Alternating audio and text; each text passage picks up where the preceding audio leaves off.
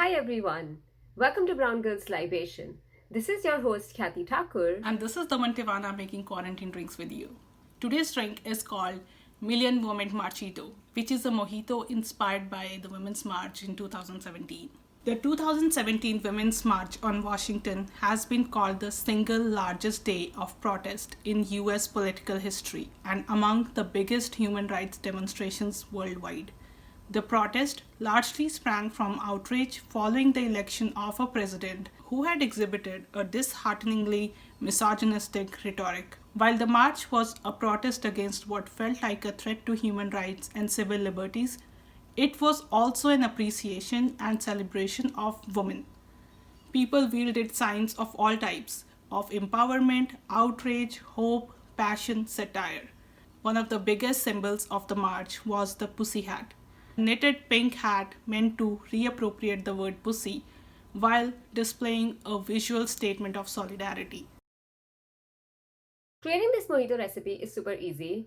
You'll need some rum, of course. It can be white, dark, old, young. You'll need some simple syrup, which is basically a mixture of sugar in water. You'll need some mint leaves and lime juice. So let's go ahead and create this cocktail recipe with Daman.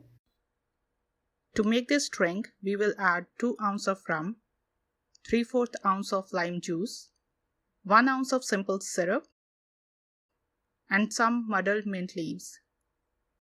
Now we are going to mix it all well. And then get a new cocktail glass with some ice in it.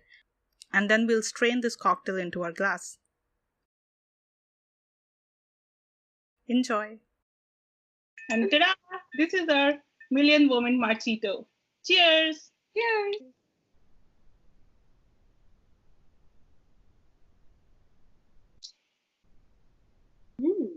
It's good.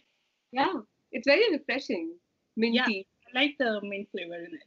Yeah, me too. Yeah, it's like a exceptionally hot day in the entire week. So I like how this drink is feeling. Yeah, I know. It is so hot, and this is like a perfect summer drink, I think. Yeah, absolutely. So how would you rate it? I think I would give it like a somewhere between 3 and 3.5 because it's a mojito, and I'm sure we have had like great mojitos outside made by professional bartenders, and this is just us making it. But it still feels really refreshing because, like you said, it's like hot outside. So Yeah, I think I would give it the same. Probably like 3.5. And I like it because it's very easy to make. Again, like 3 ingredients. I think that's like the best part for me because we are sitting at home and we don't go out as often as we used to. So yeah. limited ingredients, these are like great quarantine drinks, I feel. I know Merrily Grashin has also mentioned that it's supposed to be served in a big party, like, a huge party kind of drink, because it's so easy to make.